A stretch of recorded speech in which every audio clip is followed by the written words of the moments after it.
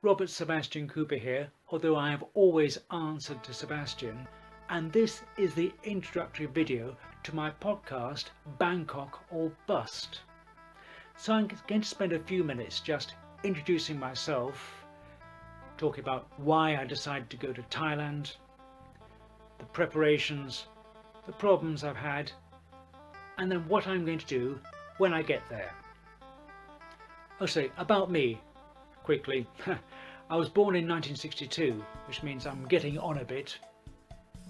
I've worked in Israel, Greece, USA, Canada, Poland and Hungary. And in fact, I studied 2 years of my undergraduate degree in Budapest from between 94 and 96. That was in integrated engineering.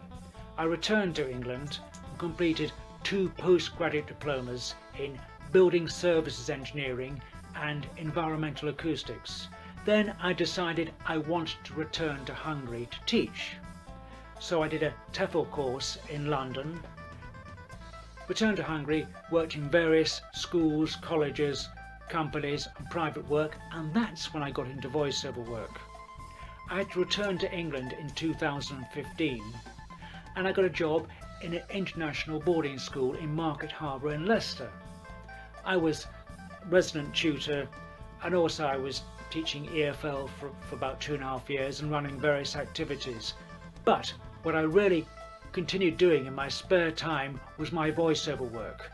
I got clients in China. I started narrating audiobooks, presenting online and FM radio shows, proofreading and doing some teaching online.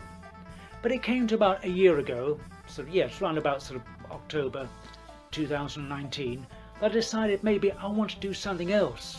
Get out, have a bit more fun. I don't have a family. Why not? So I started looking at work in China because they do offer very good packages for teachers. And the age limit for the work permit is 60. So I thought, go for it, why not? But it wasn't as easy as that because they wanted, a lot of the places I contacted wanted younger people. Maybe I could have found something if I persisted, but then I thought about Thailand because I know quite a few people who've been there both on pleasure and business and they love the country. So through an agency in London I found out that I can go to Thailand because even though the age limit there is 55, with my qualifications and my experience, they said it wouldn't be a problem. Then I had to make a decision. This was actually December 2019. I was in the school and I was told by the agency in London that the next date I could possibly go would be the end of April. But I didn't have to go then. I could postpone it to months if I want, months and months if I wanted to. But I thought I have to make a decision because if I want to go in April I have to hand my notice in January. I decided to do that. Handed my notice in. Then in the preparation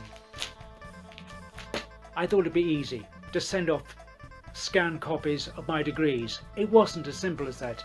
I had to get my undergraduate degree, I had to send it to the Foreign Commonwealth Office to have it legalised. Then I had to get it signed and stamped by a notary and then certified by the Thai embassy. I also found out that even though I already had TEFL and Cambridge CELTA, I had to do a TESOL course, get the qualification, but do that in Thailand, a month course when I get there, so I can get my working visa. So I had to get a 2-month tourist visa for Thailand. Did that. Got my international child protection certificate. Fine. Got that. Got my ticket. Great.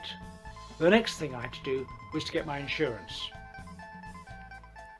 I was about in the process of getting that organised when COVID-19 kicked in and we had the shutdown, the lockdown in March. So then we were told, okay, the next date we can go is June. I'd already handed my notice in. I was finishing the school at the beginning of April, so I just had my my Easter holiday, got my pay of course, but then I had to wait till June. So I took on a lot more books, audiobooks, continued with my radio shows. In fact, I started another radio show, 2-weekly show with a community radio station in Budapest, and did some online teaching as well here and there. That looked great. Then of course things will not get any better, so we're told September, then we're told October. At the time of speaking, it looks as though I'm going to be able to get away in December, but I have a job lined up.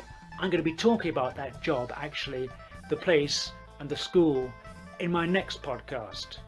But what I want to say was, what I intend to do when I'm in Thailand is to present a weekly podcast covering the culture, the music, the events, the people, the places I visit, and to make it as sort of interesting and amusing as possible.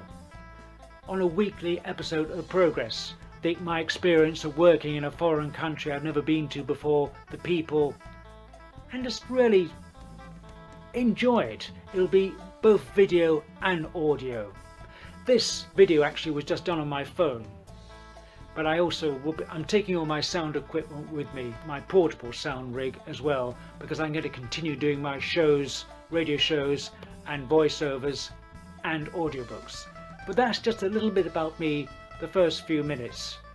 Yes, just under 7. Yes, it's just under 7 minutes. So I think I should stop now, and I hope to see you in probably about 2 weeks. Bye.